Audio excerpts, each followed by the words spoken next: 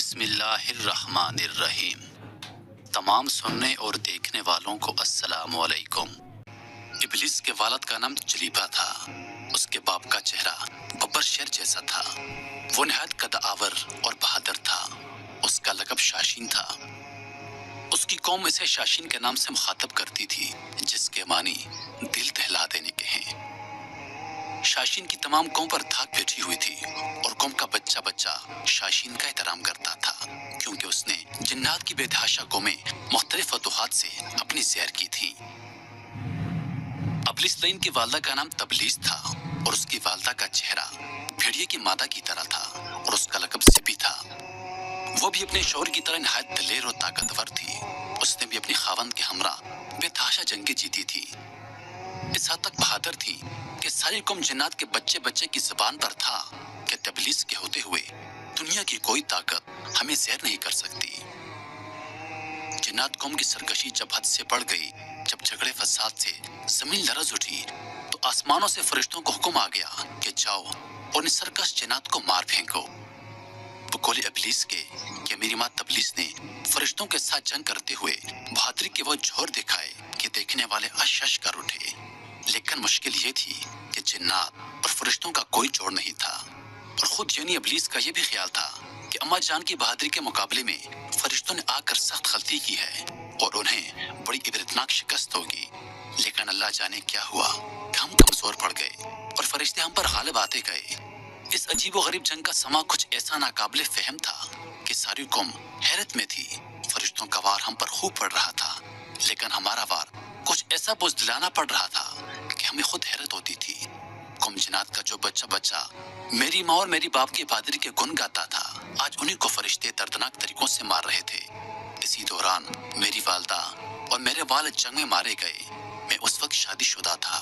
میری ملکہ اور میرا بیٹا مرہ بھی مارے گئے۔ چونکہ ابلیس کے والد کا چہرہ ببر شیر کی طرح اور والدہ کا چہرہ بھیڑیے کی طرح تھا، لہٰذا علم قیافہ کی روح سے ابلیس میں دونوں خصوصیات موجود ہیں، یعنی وہ خوددار سرکش اور مکار ہے اور ساتھ ہی نہایت خود غرض فریبی اور دھوکے باز بھی ہے۔ فرشتوں اور جنات کے درمیان جو جنگ ہوئی تھی، اس میں جو جنات قیدی بنائے گئے ان میں ابلیس بھی موجود تھا۔ فرشتے جب بارگاہ الہی میں حاضر ہوئے تو ان کو حکم ہوا کہ عزازیل کی بہترین تربیت کرو۔ چنانچہ فرشتوں نے ابلیس کی تربیت بہترین انداز سے کی۔ اللہ تعالیٰ کے رتبے اور جاو جلال سے آشنا کیا گیا۔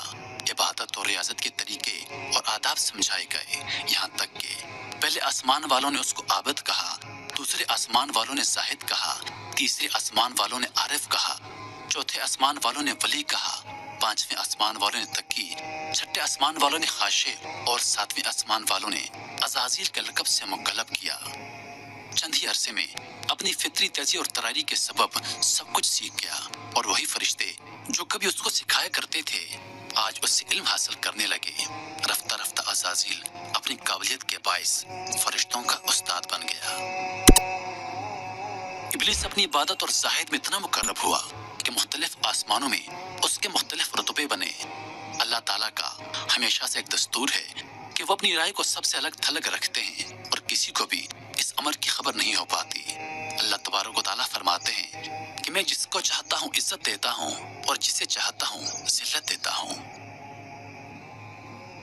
ایک روز عزازیل اللہ تعالیٰ کی حمد و ثنا بیان کرتا ہوا جب ساتویں آسمان کی سیر کرتا ہوا لوح محفوظ تک پہنچا تو کیا دیکھتا ہے کہ لوح محفوظ پر ایک عبارت لکھی ہوئی ہے کہ ہمارا ایک بندہ ایسا ہے جس کو ہم مختلف قسم کی نعمتوں سے مالا مال کریں گے اور زمین سے اس کو آسمان پر پہنچا دیں گے اور آسمان سے پھر اس کو جنت میں لے جائیں گے۔ اس کے بعد ہم ایک خاص کام پر اس کو مامور کریں گے، لیکن وہ انکار کرے گا اور بغاوت پر آمادہ ہو جائے گا۔ عزازیل اس عبارت کو پڑھ کر حیرت زدہ ہوا اور اپنے دل میں خیال کرنے لگا کہ ایسا احسان فراموش بھلا کون ہو سکتا ہے۔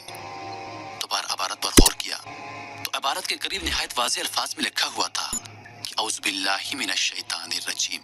یہ پڑھ کر وہ تقریباً 2000 سال تک روتا رہا اور خود پر ہی لعن طعن کرتا رہا کہ ایسا بدبخت بھلا کون ہو سکتا ہے جو رب کریم کا نافرمان ہوگا۔ گھبرا کر بارگاہ الہی میں حاضری دی اور بولا، اے رب العالمین، یہ شیطان الرجیم کون ہے جس سے پناہ مانگنی چاہیے؟ اللہ تبارک و تعالیٰ نے فرمایا کہ हमारा एक बंदा होगा जिसको मुख्तलिफ किस्म की नेमतों से मालामाल करेंगे, लेकिन हमारा एक हुक्म ना मानने के बाइस मरदूद बारगाह हो जाएगा। अज़ाज़ील ने अर्ज की, या इलाही मैं उस मरदूद को देखना चाहता हूँ। अल्लाह ताला ने फरमाया, तू उसे जल्द देखेगा। अज़ाज़ील इसी सोच में हजारों साल तक मुब्तला था कि उससे मालूम हुआ कि हज़रत आदम अलैहिस्सलाम का पुतला तैयार किया जा रहा है। इस पुतले का सर मक्का मुअज़्ज़मा की खाक, गर्दन बैतुल मुक़द्दस की मिट्टी, सीना अदन की खाक से और पुश्त व शिकम हिंदुस्तान की सरजमीन की मिट्टी से, हाथ मशरक की खाक और पैर मगरब की जमीन से तैयार होंगे और बाकी गोश्त पोस्त वगैरह तमाम जमीन की मजबूई खाक से बनेंगे। और इसके अलावा इसमें आग, पानी और हवा को भी शामिल किया जाएगा। मुख्तलिफ जगहों की मिट्टी शामिल करने की हिकमत यह है कि उस पुतले की नस्ल मुख्तलिफ शक्लों में नुमादार हो सकेगी, और अनासर को शामिल करने की हिकमत यह है कि उस पुतले की नस्ल 4 तबाए का हसीन इम्तिजाज होगी। प्यारे दोस्तों, इस वीडियो का दूसरा हिस्सा देखने के लिए हमारे चैनल को देखते रहिए, और मजीद वीडियोस देखने के लिए हमारे चैनल को सब्सक्राइब करें, और दिन की ताज़ा तरीन अपडेट्स के लिए चैनल पर मौजूद घंटी के बटन को दबा दें ताकि हमारी वीडियोस सबसे पहले आप तक पहुंचे। अपनी दुआ में याद रखिएगा। जिंदगी रही तो अगली बार एक और वीडियो लेकर आपकी खिदमत में हाजिर होऊंगा। तब तक के लिए खुदा हाफिज। अल्लाह पाक का आप सबका हाफिज होने के हबान। वालेकुम अस्सलाम।